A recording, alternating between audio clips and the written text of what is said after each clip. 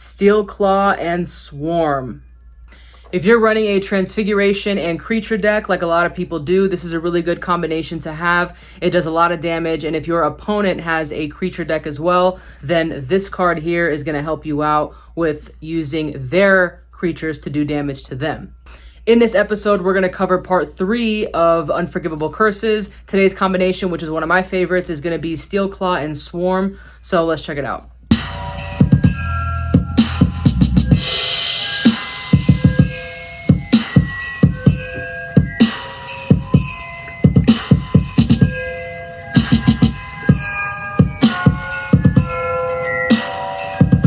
All right, guys, here we go. This is the combination that I like to use for Transfiguration and creatures. It is Swarm and Steel Claw. So Swarm says, count the number of creatures in play, yours and your opponent's. Do that much damage to your opponent.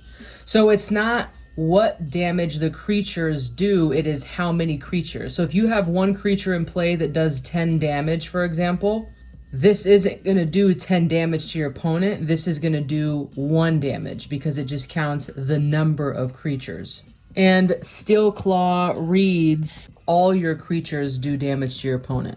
So if you did have a creature that was 10 damage, then you would do 10 damage to your opponent with Steel Claw, in addition to the 10 damage that they would already take. So I use this combination in my Professor Sprout plant deck. It is the creature deck that I play with Transfiguration cards in it. I did have a McGonagall deck, which is another popular starting character for creatures because spells and creatures really do work well together, which is why you'll often see the Care of Magical Creature and Transfiguration combo. So for my specific deck, I've got some plants like Mandrake and Cobra Lily that do damage.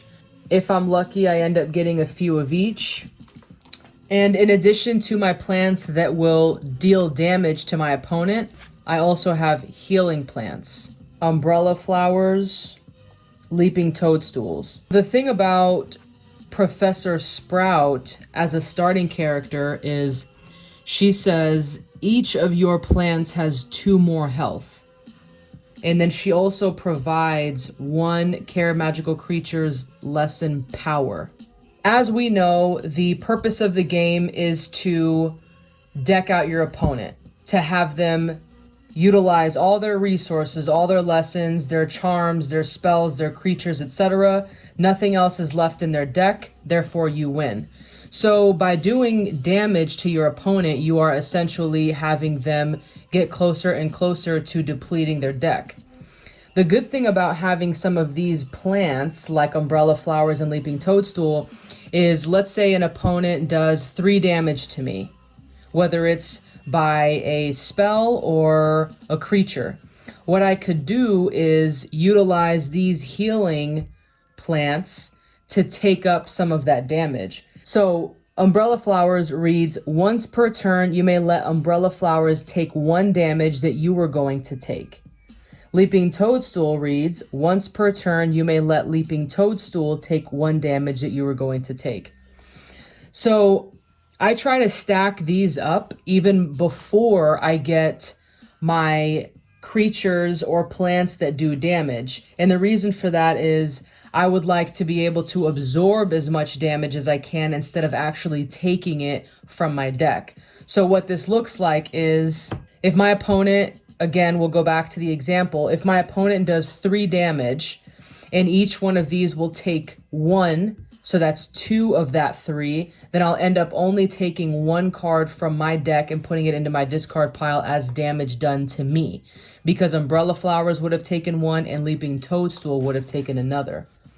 Now, of course, if you got a whole bunch of damage, right, like 8 damage or even 5 damage, you know, that can add up, but it would mean a lot more if you had to take all of that from your deck as opposed to having one of your plants take it. So ideally, you have multiple of these in play. So since we're allowed to have 4 of each of these creatures, it would be best to have as many Umbrella Flowers and as many Leaping Toadstools as we can. Now, sometimes that's not always the case, but we do what we can. Now, the cool thing is, because of my Professor Sprout starting character giving me 2 extra health for each plant, that means that over a period of turns, Umbrella Flowers can take 8 damage instead of the 6, and Leaping Toadstools can take 6 instead of the 4. Now, again, only 1 can be taken per turn, right? So if your opponent plays a spell that does 5 damage to you, you couldn't have Umbrella Flowers take 5 of that damage and then they only have 1, or in this case, 3 health left because of Professor Sprout giving me more health.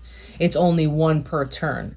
But that's why you stack them up and you have as many as you can, so that if they did play a spell that took 5 damage, then you can have them take 1, 2, 3, 4, and then you would take 1. So that's a good thing about having these plants. And then of course, at the same time, you're doing damage with your creatures or your plants that you have. So if you had something like this combination here really, really works. Now, the only reason that I even have Transfiguration lessons in my deck is to utilize Steel Claw. I also utilize the Poor Man's Dobby's Disappearance, or Picking on Neville, as some of us know. But Steel Claw is really the main hitter when it comes to this deck and its Transfiguration ability. So I have something like this out. Then if I play a Steel Claw for my first action, then I'm doing 3, 6, 8, 10 damage. My Mandrakes are 3 damage each turn, and my Cobra Lilies are 2 each turn. So that right there is 10 damage just on my first action. And I've done this combination. Many of us who play a combination like this wait until you have this combination in order to do it. So if you only have 1 Steel Claw in your hand, for me, I'll wait to see if I can get a Swarm or even another Steel Claw if it makes sense. If I only have 2 Cobra Lily, then it might not do as much damage. Now, of course, 4 damage is something, especially when they're taking it already. So that's going to be a total of 8 damage if they take it for their turn and then I use Steel Claw. But I might wait until I have more creatures. So if first action I play Steel Claw, that's 10 damage. Then if I play a Swarm, that is 1, 2, 3, 4, 5, 6, 7, 8 damage. Because remember, Swarm says count the number of creatures in play and do that much damage to your opponent. Now, the best part is this number can double or be even more than what you have given the deck that your opponent is playing with. So there have been times where my opponent, either I get a really bad couple hands, or I've only got something like this, but my opponent has a creature deck and they've got 5 or 6 creatures out and they've got some plants out and all that kind of stuff. So when I go to play Swarm, I would do 1, 2, and then whatever amount of creatures they have. So essentially their creatures are doing damage to them. And that's the most ideal when it comes to this card, is to have your creatures and their creatures do damage. Now, another really important thing about playing Swarm is that you are able to do damage with creatures that don't do damage. And this is the perfect example here. Umbrella Flowers and Leaping Toadstools don't do damage. As you can see, it only absorbs 1, but it doesn't actually inflict damage onto your opponent. It has that health that we talked about earlier, but it doesn't actually do 4 damage or anything. The only time that you would see it doing damage is if it reads damage each turn. But because these only have health, they're not inflicting any damage.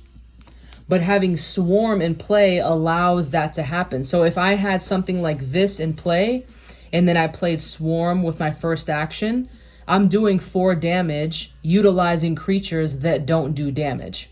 So anyway, it's a really good way to even use Swarm if you have that, because of course I couldn't use Steel Claw with these plants because all your creatures do damage to your opponent. Well, these creatures specifically don't do damage at all. So if I played this, it would be 0 damage to my opponent because they don't do damage. They don't have this little bit right here that says damage each turn. So of course, in this case right here, then it wouldn't be a Steel Claw Swarm combination, but it could be a double Swarm combination. So you would get first action, you play Swarm, second action, you play Swarm. That's a total of 8 damage in one turn, all with creatures that don't do damage. So it's a really good card to play. Now, of course, ideally, we would love something like this, right? So we're able to use Steel Claw with these creatures that do damage and Swarm with these creatures and these creatures. So again, this right here would be a total of 18 damage just in one turn. And I've had it happen to me, and I've done it to opponents, and it's a way to just really end the game, or to do a bunch of damage, and that would deplete your opponent's deck. And so the way we got that number was the Mandrakes do 3 each, so that's 6. Cobras do 2 each, so that's 7, 8, 9, 10. And then count the number of each creature, right? So we've got 8 creatures right here. So that's 10 damage from this with the Steel Claw, and a total of 8. That's 18 damage one turn, and it sucks, but it's great all at the same time. So if you guys are playing a creature or Transfiguration deck, it's a really good combination to have if you want. Now, you don't have to use both. Of course, I've had opportunities to use 2 Steel Claw, even if all I have is just 1 Cobra Lily. Then that's 4 damage. Now, it's not 18, it's not the most, but it's something, right? And that's the whole point, is to make sure that we get the ability to deplete our opponent's deck as fast as we can. And we got to work with what we've got, right? So we're not always going to have this right here. Right here doesn't happen for me as often as I would like for it to, of course. You know, many of us build our decks in theory, and they're all great in theory, and then we actually put it to practice, and they're not as good. But I would say that I really enjoy my Sprout deck. It does really good for me for the most part. I think I've only had this out. Actually, I don't think I've ever had this out like this. I mean, I might have had this, but either way, you know, it's really good to be able to accomplish the combination that you want to accomplish. In my Sprout deck, I also have this card, which is just a bonus to show you guys. Serpensordia. So it costs 6, and what it says is, search your deck. You may take up to 2 creature cards from your deck, show them to your opponent, and put them in your hand, then shuffle. So what I'll do sometimes is, if I just can't seem to get these cards out, then I'll play Serpensordia, I'll go in my deck, find 2. If I'm really getting badgered by my opponent, then I'll make sure I have the healing. If I think I'm doing okay and my opponent's not there yet, then I'll make sure that I grab the creatures that do damage, or I'll grab one of each. My second action, I'll be able to play whichever one, and then I'll have one handy for the next. So just make sure that when you build your decks, you have all that in mind. Again, most of our decks are just great in theory. They're great while we're building them, and then when we put them to practice, they can definitely be better. But as long as you're having fun, that's number one. Not every single deck is gonna beat every single deck. Not every single deck has to be competitive and tournament ready and all that kind of stuff. This is just examples to show you guys who do want to get into playing the game and you want to kind of take it serious. I have some decks that are fun and silly, and I have some decks that are a little bit more serious and that they do some damage. So just to sum up, this is the combination Steel Claw and Swarm. Steel Claw is Transfiguration spell, and it costs 4, and Swarm is a Care Magical Creature spell, and it costs 5. So if you guys are playing a creature deck with Transfiguration, it's a really good combination to have. If you're not playing with Transfiguration, then at least have Swarm in your deck if you've got some creatures in there. It'll definitely just continue adding some hits to your opponent, and that's the point. So anyway, just to kind of show you guys a little bit about what I keep in my deck. All right, everybody, that'll do it for today's episode. I hope you enjoyed. Let me know what you think of the Swarm and Steel Claw combination. Do you use it in your deck? Do you use Transfiguration with your creatures? Let us know in the comments below. Follow me on Instagram at Harry Potter Morrissey. If you have any questions or comments, you can leave them there or right below. As always, have fun, be safe, and I'll see you next time.